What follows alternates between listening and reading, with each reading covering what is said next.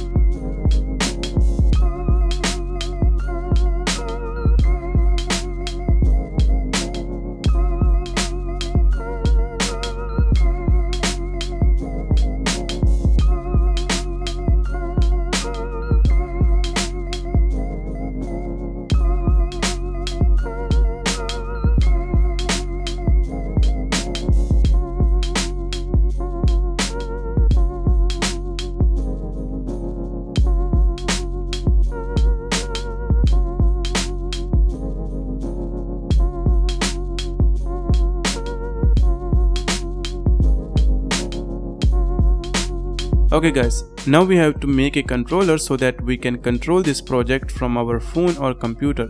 And we just need these components to make that. I have provided a video link in the description box of its step-by-step making. I want to make this project more professional and clean, so I designed this simple schematics and generated its Gerber file. Then I go to glcpcb.com to order the custom PCB for my project for just $2. Beside PCBs, they also provide SMT stencils and SMT assembly service at a very reasonable price. So upload your Gerber file, select PCB settings and order your high quality PCB for just few bucks.